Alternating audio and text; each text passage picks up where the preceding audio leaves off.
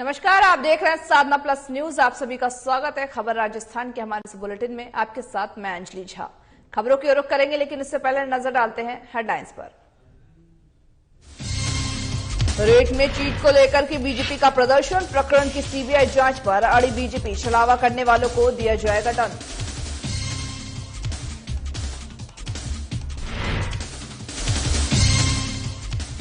जिला स्वास्थ्य समिति की हुई बैठक, कलेक्टर ने की बैठक की अध्यक्षता, स्वास्थ्य विभाग की योजनाओं की हुई चर्चा।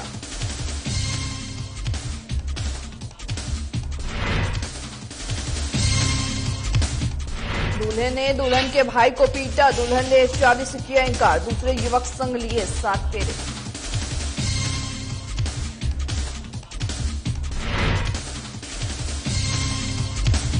बेलगाम खनन हुए माफिया, बजरी पकड़ने गई पुलिस पर की पत्थरबाजी, पुलिस ने एक आरोपी को किया गिरफ्तार।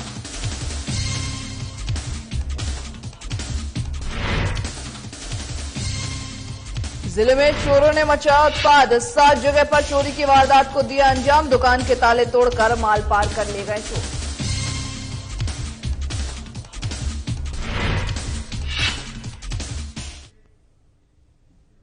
बुलेटिन की शुरुआत करते हैं बड़ी खबर के साथ, जहां पर आज सीएम गहलोत की अहम बैठक होने वाली है। बड़ी खबर आपको बता रहे हैं, जहां पर सीएम गहलोत बड़ी बैठक लेने वाले, अहम बैठक लेकर के कानून व्यवस्था उसके लिए बैठक लेंगे और साथ ही साथ पुलिस के जो कामकाज है उसकी भी समीक्षा बैठक करेंगे। कानून व्यवस्था को लेकर के होगी बैठक, पुलिस के कामकाज की करेंगे समीक्षा। वीसी के जरिए जुड़ेंगे कई आला अधिकारी भी, इसके वीसी के वीडियो कॉल के जरिए जुड़ेंगे। आपको बता दें कि आज सीएम गहलोत की अहम बैठक होनी है, जहां पर कानून व्यवस्था को लेकर के ये बैठक होनी है। वहीं साथ ही साथ पुलिस के कामकाज की भी समीक्षा बैठक ली जाएगी और पुलिस के कामकाज की समीक्षा बैठक आपको बता दें कि वीडियो कॉल के जरिए, वीडियो कॉन्फ्रेंसिंग के जरिए जो आला अधिकारी हैं वो इसमें जुड़ेंगे और साथ ही साथ इस सीएम गहलोत की अहम बैठक कहीं न कहीं कानून व्यवस्था को दुरुस्त करने को लेकर है, जहां पर सीएम गहलोत कानून व्यवस्था को लेकर के सजग नजर आ रही है। एक के बाद एक जो वारदातें हो रही हैं उसको लेकर के कानून व्यवस्था को सही करना।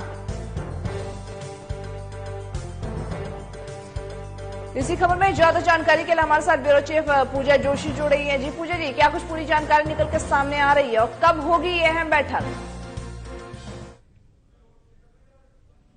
जी अंजलि, मैं आपको बता दूं कि आज गहलोत सरकार की आज अहम बैठक मुख्यमंत्री आवास पर वीसी के जरिए रखी गई है और जो पुलिस की जो कामकाज है और कानून की जो व्यवस्थाएं हैं उसको लेकर ये समीक्षा बैठक रखी गई है। वीडियो कॉन्फ्रेंस के जरिए प्रदेश के जितने भी पुलिस अधीक्षक है या यूं कह लो कि पुलिस कप्तान है, इस वीडियो कॉन्फ्रेंसिंग के जरिए जुड़ेंगे और विभाग से संबंधित कुछ अहम मुद्दों पर भी चर्चा होनी है, जैसे प्रदेश में पुलिस बल की कमी को लेकर, भर्ती संबंधी है और पुलिस और जनता के बीच पुलिस की भूमिका को सुदृढ़ रखने को लेकर है, इन सब को लेकर हो सकती है। इसके अलावा मैं आपको ये भी बता देना चाहूंगी अंजलि कि गहलोत सरकार का प्रदेश में जो कानून व्यवस्था है इसको लेकर ना कड़ा रुख देखने को मिला है अंजलि। इसी के चलते गहलोत सरकार ने वर्ष 2022 में कई आईपीएस अधिकारियों के तबादला कर महकमे में एक बड़ी सर्जरी की है और कहीं ना कहीं जिलाधिकारियों को, जैसे कलेक्टर है, एसपी है, इनके तबादलों में कहीं ना कहीं सरकार एक्शन मोड में नजर आ रही है, फिर वो चाहे सुशासन व्यवस्था हो या फिर आगामी चुनाव हो। जी अंजलि, कि बीते दिनों ही अलवर में मूक बधिर के साथ जो गैंगरेप हुआ था उसको लेकर के भी कहीं न कहीं विपक्ष ने इनको आड़े हाथों लिया था, जिसको लेकर भी ये बैठक हो सकती है। कि बैठक में हो सकता है कि कानून व्यवस्था कहीं ना कहीं राजस्थान की जो है वो दुरुस्त नहीं है, एक के बाद एक अपराध घटते जा रहे हैं। इसमें किन किन अधिकारियों के शामिल होने की खबरें सामने आ रही है? जी अंजलि, आपने बिल्कुल सही कहा कि अगर हम बात करें अलवर की कांड की, तो अलवर में भी इतना बड़ा कांड हुआ था और उसके बाद में अभी तक आरोपियों की गिरफ्तारी भी नहीं हुई है। इसको लेकर भी हम कह सकते हैं कि जो कानून व्यवस्थाएं हैं इसमें इसको भी जोड़ा जा सकता है, क्योंकि ये वीसी के जरिए एक समीक्षा बैठक हो रही है। गहलोत सरकार ने आज अहम बैठक ली है, तो इसमें इस प्रकार की बात भी हो सकती है, क्योंकि कहीं ना कहीं देखो गहलोत सरकार की जो कानून व्यवस्था है वो मतलब कि उसमें कड़ा रुख देखने को मिला है और वो कम्प्लीटली अच्छे से हो नहीं पा रही है। अगर रेप के मामले हैं वो दिनों दिन बढ़ रहे हैं और कानून व्यवस्था चरमरा गई है और फिर ऐसे में विपक्ष है जो बीजेपी है, विपक्षी है, वो भी इनको आड़े हाथ ले रही है। तो कहीं ना कहीं इसको लेकर भी समीक्षा बैठक में वार्ता हो सकती है। जी अंजलि, जैसे कि आपने कहा कि सारे मुद्दों पर भी समीक्षा बैठक हो सकती है, लेकिन ये कब बैठक होगी, कितने बजे की बैठक की समय तय किया गया है? होगी और सीएम अशोक गहलोत खुद वीसी के जरिए इस बैठक को संबोधित करेंगे। बहुत बहुत शुक्रिया हमारे साथ जुड़ने के लिए, इस खबर में ज्यादा जानकारी देने के लिए। एक और बड़ी खबर आपको बता रहे हैं, जहां पर बजट से जुड़ी हुई ये बड़ी खबर सामने आ रही है, जहां पर बजट में जो सीएम गहलोत सरकार है उनका ये तैयारियों में जुट गई है। बजट की तैयारियों में आपको बता दें कि जहां पर शुक्रवार को परामर्शदात्री समिति की बैठक की जानी है। 28 जनवरी को यह बैठक होनी है और शाम के 4 बजे ये बैठक होनी है। वही बताई जा रही है कि सीएम गहलोत की अध्यक्षता में यह बैठक होगी। बड़ी खबर आपको बता रहे हैं बजट से जुड़ी हुई, जहां पर बजट की तैयारियों में गहलोत सरकार जुड़ चुकी है। 28 जनवरी को शाम के 4 बजे ये अहम बैठक होनी है। शुक्रवार को परामर्शदात्री समिति की बैठक होगी। वहीं सीएम गहलोत की अध्यक्षता में इस बैठक का आयोजन किया जाएगा, जहां पर बजट की जो तैयारी है उसको लेकर के ये बैठक किया जाएगा सीएम गहलोत की अध्यक्षता में। वहीं इस बैठक की तिथि 28 जनवरी और साथ ही समय 4 बजे की तय की गई है। आपको बता दें कि शुक्रवार को परामर्शदात्री समिति की यह बैठक होनी है, जिसमें बजट की तैयारियों को लेकर के चर्चा होगी। गहलोत सरकार उसमें खुद उपस्थित होंगे, जिसमें गहलोत सरकार की अध्यक्षता में ही सीएम गहलोत के ही उनकी अध्यक्षता में ही ये बैठक होनी है।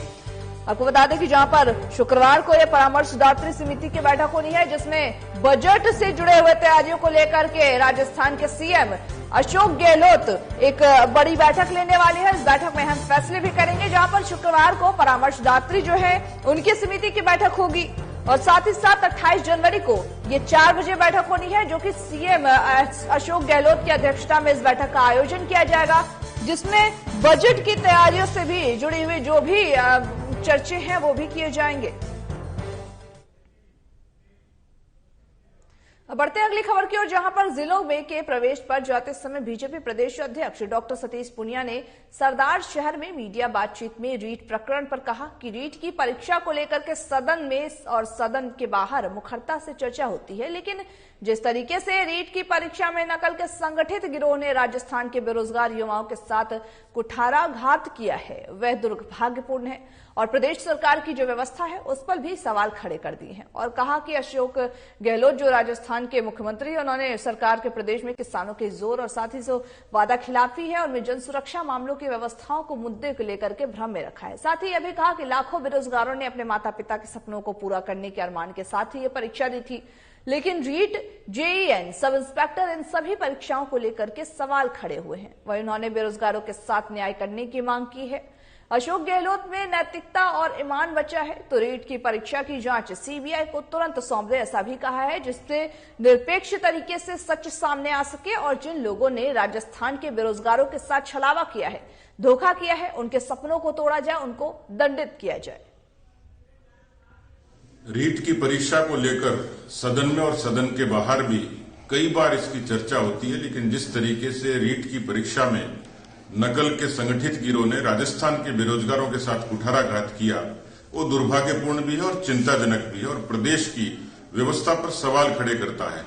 राजस्थान की अशोक गहलोत की सरकार ने किसानों से वादा खिलाफी की, बेरोजगारों से वादा खिलाफी की और जन सुरक्षा के मामले में कानून व्यवस्था के मुद्दे को लेकर राजस्थान की जनता को भ्रम में रखा। लेकिन राजस्थान के तमाम बेरोजगारों के साथ लाखों बेरोजगार जिन्होंने इस अरमान के साथ परीक्षा दी, उनके माता पिता के सपनों को पूरा करने के लिए रीट हो, चाहे जेईएन हो, चाहे सब इंस्पेक्टर हो, सब परीक्षाओं के सवाल खड़े हुए उनकी निष्ठा पर।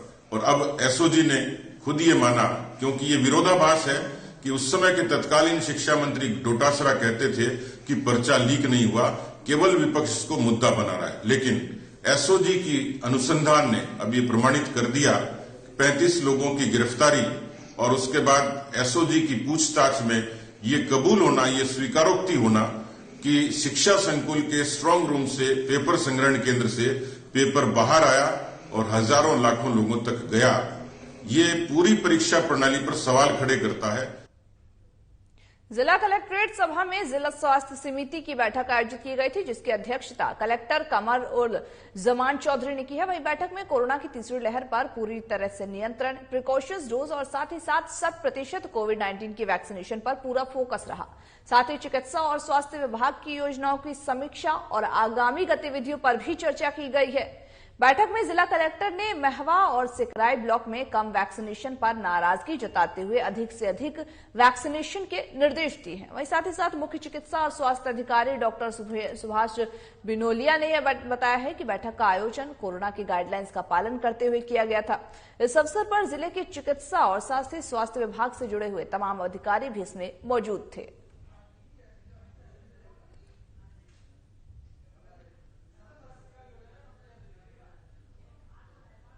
एक दुल्हन ने शादी से पहले फेरे लेने से इनकार कर दिया क्योंकि दूल्हे ने उसके भाई के साथ मारपीट किया। वहीं साथ ही दुल्हन ने उसी दिन उसी मंडप पर दूसरे युवक के साथ फेरे ले लिया। अब उसके इस फैसले की तारीफ पूरे जिले में हो रही है। आपको बता दें दरअसल पूरा मामला राजस्थान के भरतपुर से सामने आया है, जहां पर भरतपुर जिले के बयाना में 19 जनवरी को दूल्हे के परिवार वाले लगन सगाई के लिए पहुंचे थे। सभी रस्में निभा दी गई थी और प्रीति भोज की तैयारी भी चल रही थी। इस दौरान ही दुल्हन का भाई फोन पर किसी को अपशब्द कह रहा था। दूल्हे के भाई को लगा कि उसने उससे अपशब्द कहा है और इसी बात पर तीनों ने उसके साथ मारपीट की। इसकी जानकारी दुल्हन को लगी तो उसने शादी तोड़ने का फैसला ले लिया और साथ ही साथ माता पिता ने भी उसे इस फैसले पर मंजूरी दे दी। दुल्हन की शादी न करने के फैसले के बाद दूसरे दूल्हे की खोज शुरू हुई। वहीं शहर के समाजसेवी परिवार के लड़के ने दुल्हन से शादी करने का फैसला लिया। बता दें कि 23 जनवरी को उसी मुहूर्त पर दोनों ने शादी कर ली।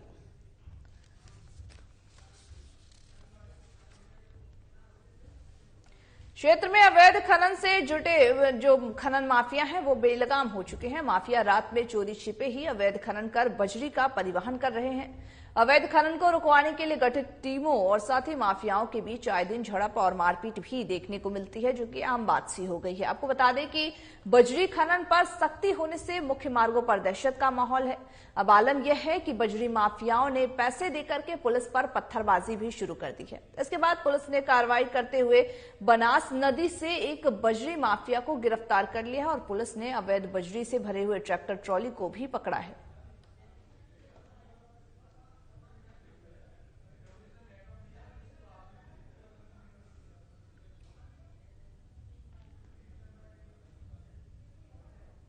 जिले के केशरवारायण के पाटन के जो कस्बे हैं उसमें चोरों ने लगातार मंगलवार की रात को चोरों की 7 वारदातें जो हैं उन्होंने चोरों ने अंजाम दिया है। कस्बे की मात्र रोड पर 2 दुकानें और शुगर मिल चौराहे पर स्थित 3 दुकानों के ताले तोड़ करके उससे 7,000 रुपए पार कर लिए हैं। साथ ही साथ शुगर मिल कॉलोनी के सामने ही 2 घरों में चोरी की और सोने चांदी के आभूषणों पर भी हाथ साफ किया है।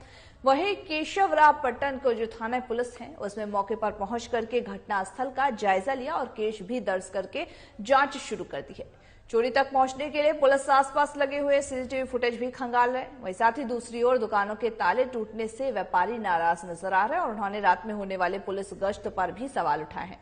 वहीं एएसआई काना राम ने बताया कि मात्रा रोड जो निवासी नरसिंह गुप्ता ने यह शिकायत में कहा कि मात्रा रोड पर बुक डिपो की दुकान से चोर गले में रखे हुए 7,000 रुपए लेकर के पार हो गए हैं। वहीं साथ ही साथ शुगर मिल चौराहे निवासी गणेश लाल महावाड़ ने बताया है कि उनके घर से सोने चांदी के आभूषण भी चुरा ले गए हैं। खबरें राजस्थान के हमारे इस बुलेटिन में बस इतना ही। मुझे दीजिए इजाजत और तमाम बाकी खबरों के अपडेट्स के लिए देखते रहिए साधना प्लस न्यूज।